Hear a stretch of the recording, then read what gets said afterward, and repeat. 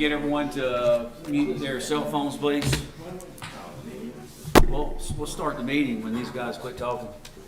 Your meeting is interrupting our conversation. Oh, okay, go ahead, Councilman. Brian, are you ready? I am now. Emma, you ready? We're ready, Mayor. Big crowd. Welcome to our Wednesday, November 12th Town Council meeting. Start out, just wanted to, yesterday was Veterans Day. I'd like to recognize our veterans and appreciate the service that they gave to our country. All right, calling the meeting to order. Need a motion? Motion. Second. Adoption of the agenda. Need a motion? Motion. Second. Any discussion? All in favor? Aye. Aye. All right. So our new cyclone for the next month or so may be Alan Villanova, and Councilman Villanova is going to give our invocation. Okay. Alan? So today's scripture verse is Psalm 107:8-9. Let them give thanks to the Lord for his unfailing love and his wonderful deeds for mankind, for he satisfies the thirsty and fills the hungry with good things. What I want to do is just share a little bit today. There's a song that I think everyone here probably knows, America the Beautiful, but give you some background on the song itself. It was actually written by Catherine Lee Bates, and a little background on it. So each time we join together in singing the vividly descriptive lines of America the Beautiful, we are moved emotionally as we contemplate the wonders of our great nation, the scenic beauties, the courage of the early settlers, and the sacrifices of heroes in battle all stir us to avid appreciation of our country's heritage. But the national hymn does more than inspire us to praise our great nation. It also encourages us to pray for it. Each stanza is completed with an earnest plea for God's grace, God's healing, and his refining until we as a people achieve true brotherhood, law-abiding control, and nobility. As we consider the hymn, we are reminded that America owes its birth to the living, vital, and dynamic faith in God that our founding fathers demonstrated. There's a real need today for a return to such a national dependence upon God, as well as a renewed pride in our wonderful land. Catherine Bates, who wrote this, was a teacher and the head of the English department at Wesley College in Massachusetts, wrote the original lines of this text in 1893 while teaching summer school in Colorado Springs, Colorado, where the Rocky Mountains and Pikes Peak had especially impressed her. And then the actual tune that we sing it to was written by Samuel A. Ward in the 1800s.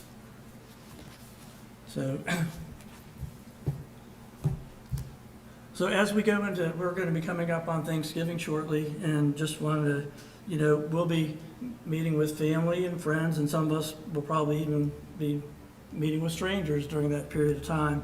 And I think we should all reflect on being thankful for what God has given us and what he has done for us, especially in the light of what Beech Mountain and the western half of our state have been through in the past year. So let's bow our heads and pray. Thank you, Father, for this beautiful mountain and allowing us to enjoy it. We ask that you be with Mayor Abernathy and the town council, town manager Bob Putney, as we continue to work through the recovery from the storm and as we look forward to new possibilities for our town. Be with all of our town employees, fire department, police, EMS, and our residents. God bless the USA, and God bless Beech Mountain. Amen. Amen. Thank you, Alan. Pledge of allegiance. I pledge allegiance to the flag of the United States of America and to the republic for which it stands, one nation, under God, indivisible, with liberty and justice for all.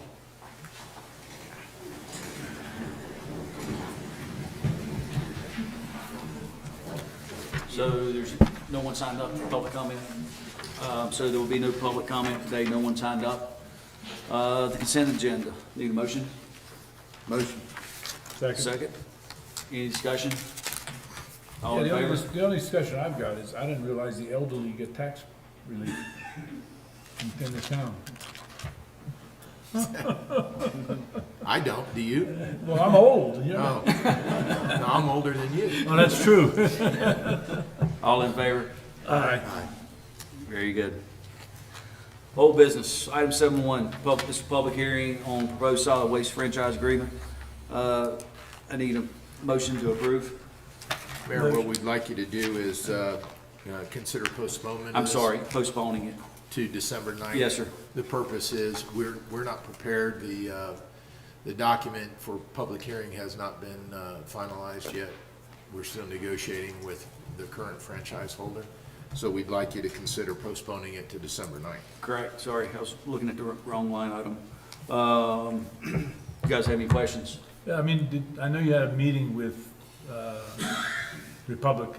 Has that gone sideways, or? No, it's gone well, actually. Okay. The mayor and Councilman Stanford met with him and made some great progress, En-ROADS, got dumpsters changed out, got some operational understandings taken care of.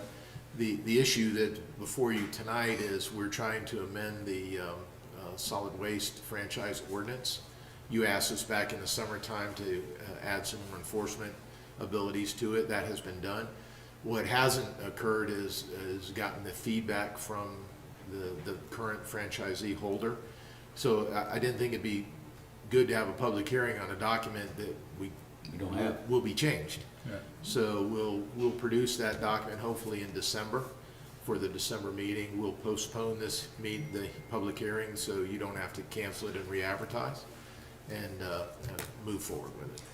Thank you. Their legal department, they sent so Chief Budden was saying there were some things that we tightened up, and they sent the information in our request to their legal counsel, and they'll be back in touch with us. But we have made, they've been very proactive.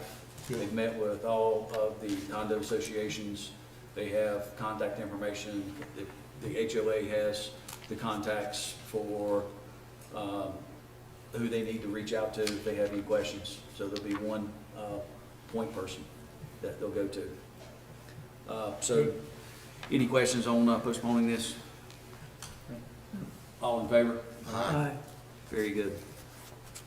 Item 8.1, this is I need a motion for the Charter Hills Recovery Project bid acceptance. Chief Budden, do you want to briefly? This is a relocation of a sewer line that was damaged during Helene and has to be relocated for the slope failure on Charter Hills Road to be undertaken. This is the first portion of the work to be done. You have assigned engineers bid tabulation and recommendation from Mattern and Craig, and everything seems to be in order. There's a huge difference between MM Construction and Gilman. I mean, the only two people that bid. Yeah, huge difference, and as you note in the engineer's certification, that the low bid is 12% below the projected cost. Yeah.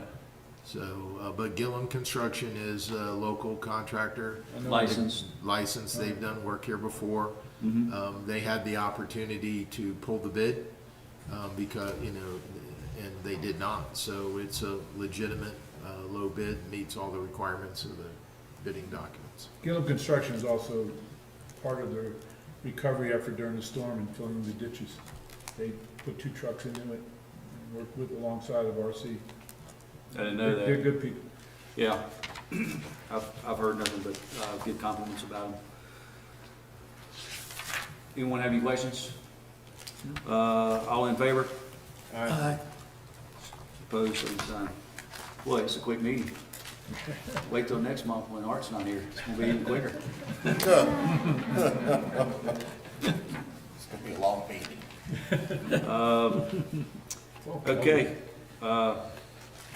Chief, you're up. If you turn to page 32, that is the financial report. We're at 25% of the fiscal year budget.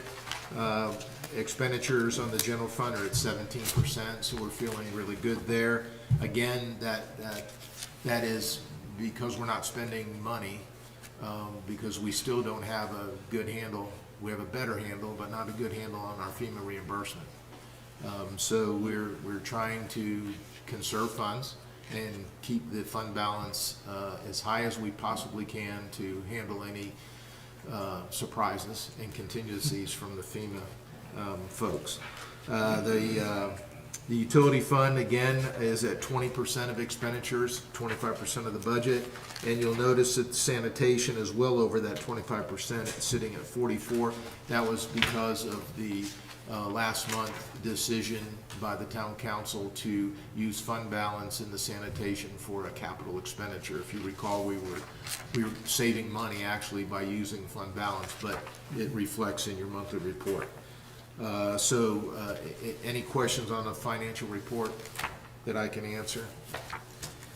If not, I'll move into the manager's report, and I, again, will bring you up to speed. So the road and culvert report that is in your packet, all but one road has been completed, and that is Small Road Project number 5.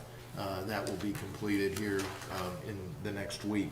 All the culverts have been completed, and I know that was a concern of council, and I know that was a concern of ours. We had a FEMA deadline of November 5th to get the culverts replaced so that we didn't have to do an H&H study to save tens of thousands of dollars. That's been completed. So we're processing the paperwork to finalize those projects, and I'll talk to you about that. I'll show you a project we have in place to track all this. But the good news is those are done. Paving of Greenbrier Road and Buckeye Creek Road has been completed. We've put striping in, but we haven't got to the reflectors yet. We've done our striping for the existing roads in the town, and we're waiting on some reflectors that have to be replaced there as well. The patching of road paving damage and culvert cuts is waiting for warmer weather. Contract has been let to Moretz Paving, and they've had a notice to proceed and they're ready to go. We just need, we need the asphalt plant to reopen, and we need a few days of warm weather, but they're ready to get going on that. So Lake Road is a good example where we've got a number of damages and cuts and utility cuts, but there's over 120 places. Pinnacle is one we talked about, Pinnacle Ridge. So those will be taken on a priority basis, but as soon as the weather gets better. So we're waiting for warmer weather for Lake Road or Lake Ledge? Lake Road, Lake Road. above the tennis center where that corner's washed out, Correct. and then where we move the relief valve from underground where that big hump is, that has to be abandoned and leveled and then paved. And then of course there's some cuts on Pinnacle, so those are all part of those. And that's all part of that grassy gap entry there, and It is. that's all. It is. So hopefully, we're into cold weather and we can't pave. They don't make pavement when it's cold, so hopefully we'll pull a rabbit out of the hat there. Chief, would we continue to patch though, I mean, as far as filling in with? Yeah, that'll be the backup plan. That doesn't work well. We'll put gravel in, and particularly in the wintertime, it gets pulled out, it freezes and thaws, it lets water in under the pavement. The solution is we've got to get the patches in.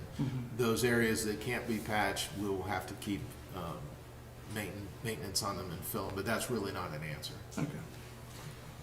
Buckeye Lake dredging, the contractor has moved 88 loads from the lake and staged at Shane Park. We had an issue with the water content and the delay in dewatering at Shane Park, and it was delayed in moving the material to off-site to the not Grassy Gap. Yeah, that place. The other place. Cherry Gap. Cherry Gap, That's it. and that's been delayed. I expect the process was supposed to begin Monday. I haven't checked on it today. Daniel's not here, so I don't know if they did any work this week. The emergency bypass pumping project, the equipment's on order. We're approximately 4 weeks out of that. That's at Buckeye, where we're going to emergency pump the water into the water plant. So that's underway. We're just waiting on the equipment to get here. Pinnacle Well, FEMA, the good news is FEMA has agreed to include the rehab of that well into the emergency bypass pump system. That's good for us. What we'll do now is wait until the emergency bypass pump is in place, then we'll decommission the well. We have to pull the well and the pump out, frack the well, rebuild it, put the well casing in, the pump back in, and hopefully have an increase in water from the well. The reason I'm holding off doing it now is the well is producing about 50,000 gallons a day. I don't want to lose that until we have the emergency pump system in place. And fracking the well has some risk. We can make the well worse, and we can collapse the well and have no well. So I've decided to wait and continue our 50,000 gallons a day until we get the backup pump system in, and then we'll frack the well. So wasn't there a dispute between the town and FEMA when the damages occurred? Yes. FEMA did not agree that the well was damaged by the hurricane or the tropical storm. And our engineering report was unable to sway FEMA's opinion. With the emergency bypass pump and the ability to garner more than 50,000 gallons of water a day, they've agreed to make that a mitigating factor to the emergency bypass and include the fracking and the rehab of that well into the project. So that's good for us. Good. Charter Hills Road, you approved the sewer line just a few minutes ago. That project will get started. Engineering design is completed on the slide repairs. We expect to bid that project next month. We'll bring it to you probably in January for consideration and approval, and construction will begin in the spring. I want to again remind everybody that the repair includes an 18-foot tall, 80-foot long concrete retaining wall. It looks ugly. The reason that process has been chosen, that this is the second failure of that slide in the same location. The town actually, in the 80s, the same slide occurred, and the town purchased the land below and rebuilt the bank with just filling, layering dirt up. It slid again in Helene. So it's probably not a good idea to do it a third time. More importantly, FEMA won't pay for it. FEMA requires a permanent repair, and the engineering firm that we've hired has designed this repair. And they pin into the rock, they do micropiles and soil nails, and it will be a substantial structure. However, it is ugly. And I just want to make sure that you know that, so that when they build it, you don't yell at me. The parking lot over here, stormwater, initial design has been submitted. It's currently in review. I'm not sure when that project will be moving forward. The town is going to have to fund that, so I'll probably bring that to you during budget. This is not a FEMA project. This is runoff from the parking lot has created some small slides on the parkway. It overwhelmed the ditch on the parkway, went through Fred's General parking lot down to Christie Way, and impacted a number of private homes down there, Frank Steele being the most impacted.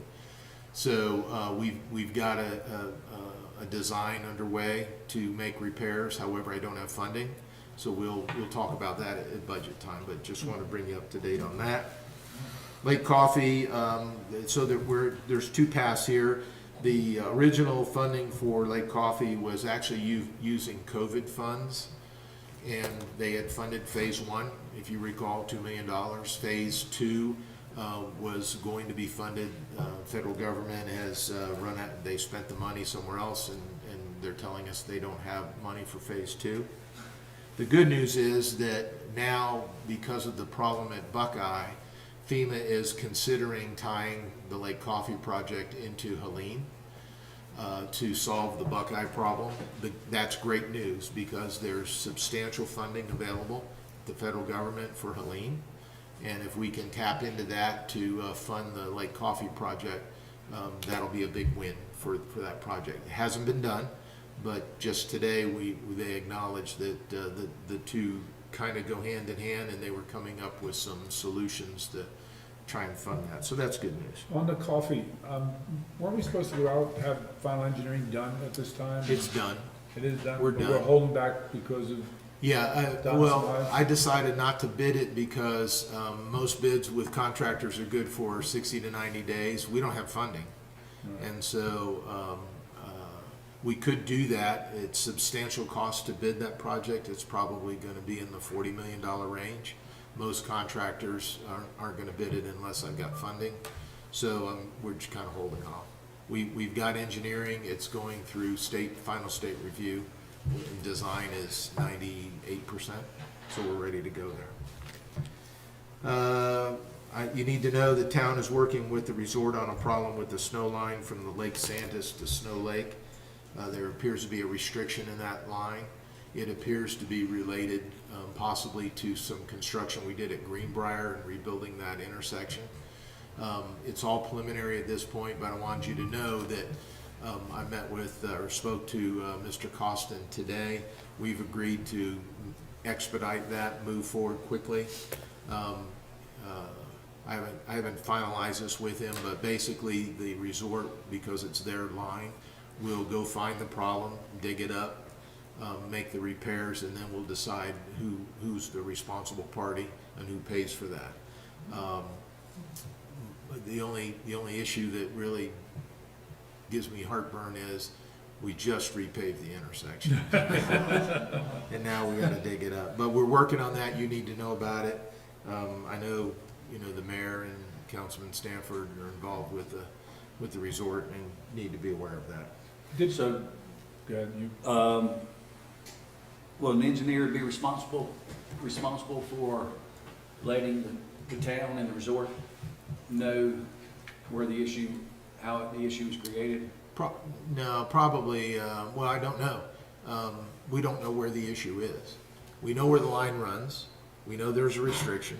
We know where some work was done. We had us and as well as 2 other contractors working in that area on our behalf. But we don't know that that's where the problem is. So, and it's not our snow line. So, with Mr. Costin and I today, I said, listen, the line belongs to resort. You go fix it. You figure out where the problem is, dig it up. You have an easement. You go fix it. When you find the problem, then we'll meet and decide, is it our problem? Is it the resort's problem? He was amenable to that. If we go and do it, then I'm working on someone else's line, and I don't think that's appropriate for the town to do. So they're gonna go fix it, figure out where the problem is. It may or may not be there, we don't know. And then we'll decide on that later. But what I wanted you to know is as we enter into the snow season, there's a problem and it needs to be handled as soon as possible, and we've made plans to do that.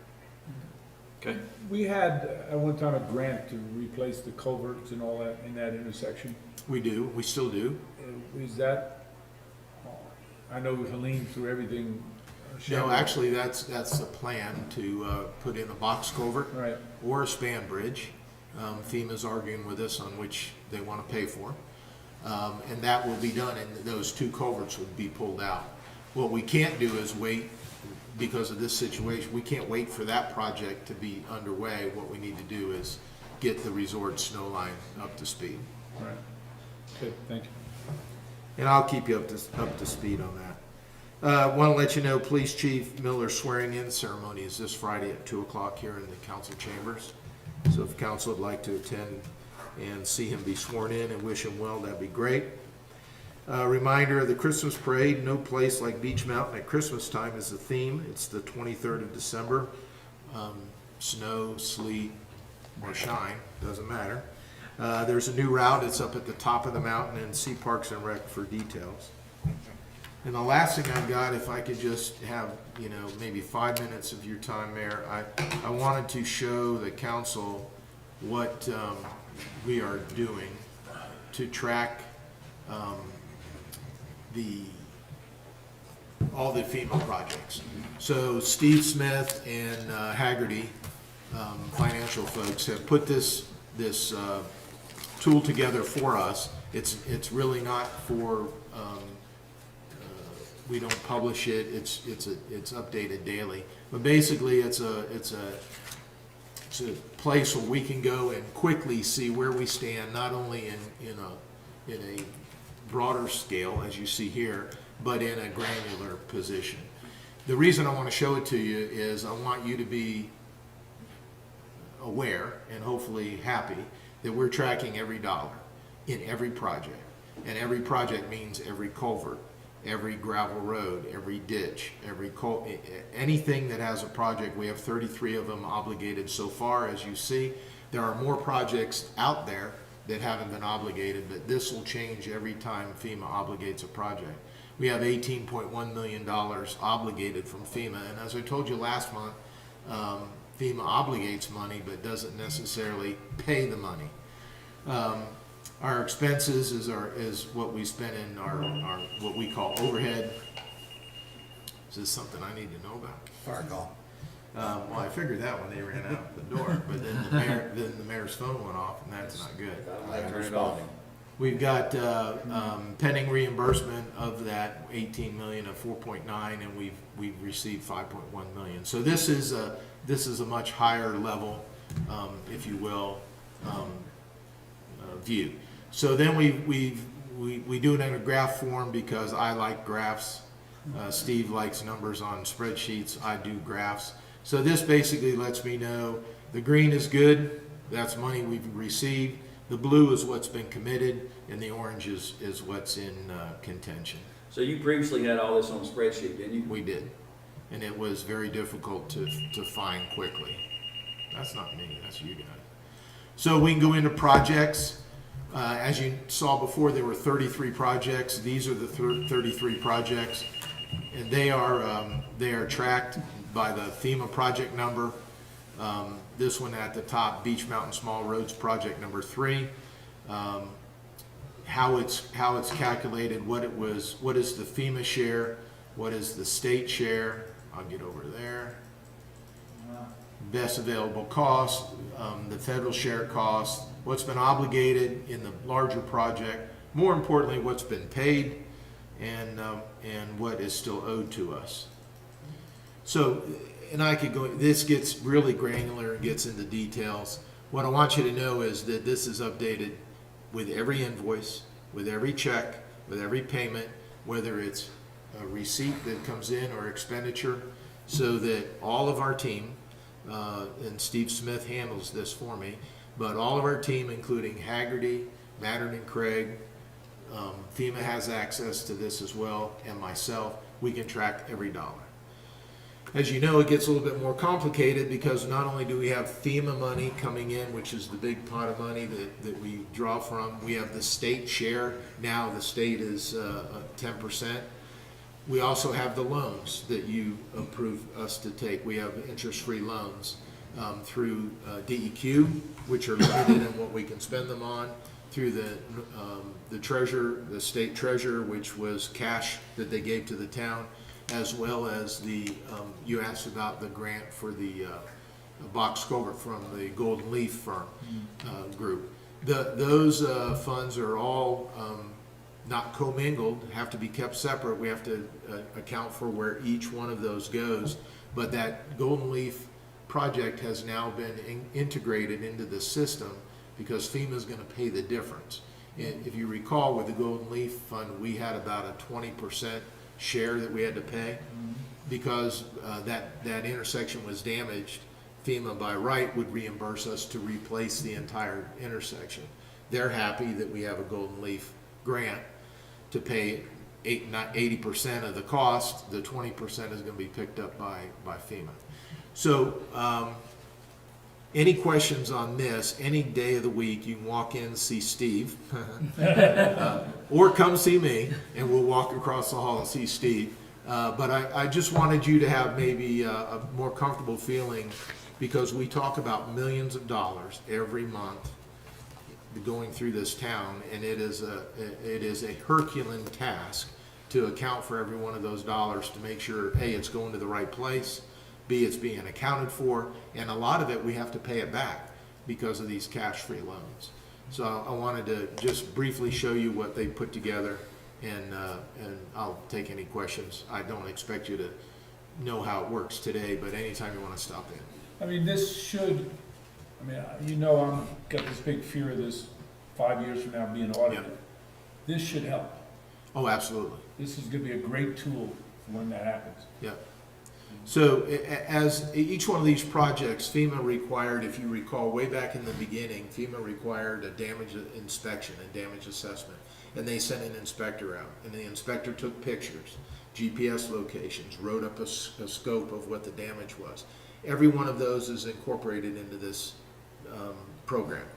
So we can go back to the damage assessment by the FEMA inspector, what they said, where he was. If he took pictures, the pictures are here. This is the one place we're gonna go to answer any questions as we go forward. Excellent. For instance, today there was an issue with debris. FEMA is questioning some of the debris tickets. We have the pictures, we have the GPS locations, we have the monitor signature of the debris that was calculated. That's all great, except FEMA now says, well, they said the truck was 90% full, and we think it was 60% full. I don't have an answer for that in this system, but the documents are all in one place, and I think that's important to know. Well, I mean, Haggerty was involved in this. Yes. Have we re-upped with Haggerty, or are we on a contract? We are. We have a contract with them. I know we have a contract, but is it revolving, or are we paying them It's- yearly, or are we paying them? No, we pay them once a month, Uh, and it's substantial. uh, And it's for the duration of the disaster recovery. And as their scope changes, we do a task order and add to that or deduct for it from that. So Haggerty's been a godsend. Oh, yeah, huge. We could not have done where we are. We couldn't have gotten the funding without them. Do we get any kind of for their expense or their fees, do we get any reimbursement from FEMA? Yes, we do. It's called CAT-Z, zebra. And all of their fees that we can justify, and this helps do that, is reimbursed. Hasn't been, but it will be. We've gotten $600,000 in reimbursed on CAT-Z. Oh, And that includes Haggerty's fees, it includes our town attorney's fees related to Helene. It will include Steve Smith's, Daniel Davis's time and effort on this, and it will include some of Mattern and Craig's and some of West Consultants that are not specifically attached to a project. So, you know, in the overall picture, we should be made whole. I'm not certain that's going to occur, and that's why when we talked about the financials early on, we have a healthy fund balance, and I understand that. There's also the opportunity and probably the reality that we won't be made whole after this storm, and the town will have to pay, you know, to finalize and reconcile this whole disaster. The problem is I have no idea what that might be, so we need to be prepared for worse and hope it comes out better. But we're doing everything we can right now to not use general funds. We have not spent any general fund monies other than salaries that hasn't been attributed to Helene. We've been funding it through there. So any questions? I know this is a lot to see, but I just wanted to make sure you knew what was going on behind the scenes so that you could sleep better at night, that we're accounting for the tens of millions of dollars that are going through this little town with a one-person finance department. yeah. Steve. Well, that's also good for our taxpayers, you know. Well, so that's my report. Thank you. Well, Alan? Well, congratulations to you and to Stanford and to Kelly for getting elected back into office. I just barely beat Stanford, That's not the way I read it, but just barely. One county. in one county. I went to bed early and I got up, and Watauga Democrat had it reported that I had beaten Stanford 63-62. So I called Stanford, and he says, nope, according to North Carolina Board of Elections, it was what, 70, 67? 71 to whatever, 3 votes. 71 to 68. Should have campaigned harder in Avery County. Actually, he's doing a recount, every county. Probably. And I campaigned, and he didn't. I don't know, I think it's suspicious, but congratulations, thank you, Alan. Sure. And as always, thanks to Chief and all the town employees. They really do a great job. And coming into winter, as we got a first blast of that a couple days ago yesterday, we really, hats off to them and all they do to keep the town moving and going. Thanks again. Yeah, there's another guy that sits in this panel up here and never gets recognized, which is good, and that's 4 Eggers. I mean, he is our town attorney. He is here every day to, we need him to be. He's at the end of the phone when Chief needs him or anybody needs him, and he needs to get a little recognition every now and then. He doesn't get any pay, but we'll give him some recognition. Thank you, sir. Absolutely. Yeah, we're coming up to the holiday seasons. I will not be here for the December council meeting. I'm sure I'll be missed. But anyway, I'd like to wish everybody a good holidays and be safe and be nice to your neighbors. I mean, we're all in this together. Thanks. Mr. Stanford? There's no recount, Widener, I won. Thank you to everybody that voted for me. I really appreciate the support, and it lets me know that hopefully I'm doing things right for this town. Since Kelly's not here, and she's usually the one that remembers to remind people of everything, Friendsgiving is tomorrow night at the Brick Oven, supports the fire department, 5 to 8. Should have gotten something from them in the mail, is usually how that happens. And then scheduled opening day for the resort is the 22nd of November. We've made a lot of snow, and we will make snow as opportunities allow. So that's all I got. So Stanford had mentioned the Friendsgiving. All the proceeds go to the fire department and the police department.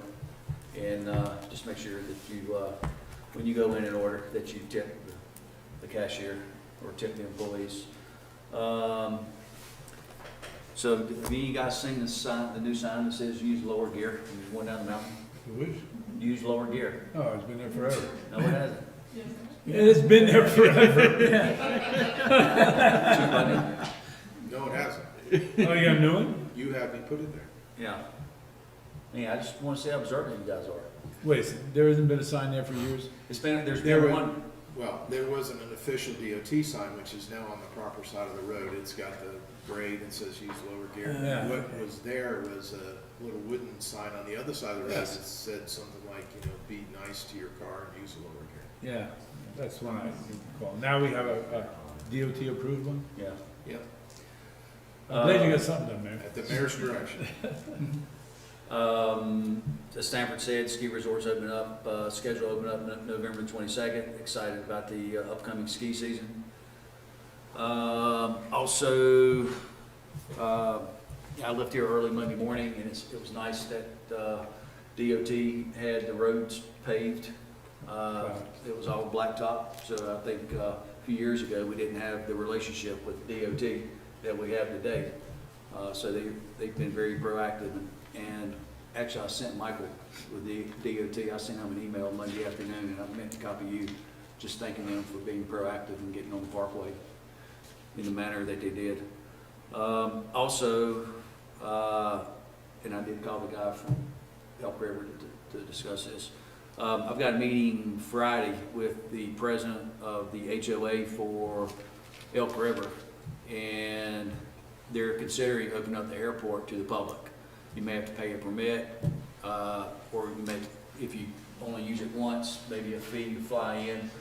But that would be nice. Diamond Creek will be able to use it. Other municipalities in this area will be able to use it. And then also, we want to discuss setting up a landing zone, an LZ for a helicopter. So that will be an option for the town for the ski resort, for ski patrol, and also Banner Elk as well. Give us another option, so that meeting is, Friday. And again, if you guys want to attend, Chief Gary Miller's swearing in, Friday at 2:00, like to have you join us. Other than that, Elk River, would they like to consider annexation? I'll sit to them. possibly. So, anybody have any questions or comments? Do we have a border with them? We can. Well, the resort used to own Anything's the possible. airport, I guess in the, early 70s? Carolina. Yeah, the Carolina resort built it. Caribbean. Yes, the Robbins family did build it, and I will say you can have non-contiguous annexation for whatever that's worth. You can? Yes, sir. Okay. Got a question for you after council meeting. I think they need some good local government to help them out. I did speak to our elected officials in Raleigh last week, and they asking them for some money, and they said we hadn't forgot about you. So at least making a little noise there. They haven't passed the budget. They haven't yet, passed so the budget. There's still hope. Yep. So they know that we need money, and with the condition that Buckeye Lake is in now, and the repairs that are being made, you know, and I made that clear to them also, that now it's even more important that they try to expedite our request.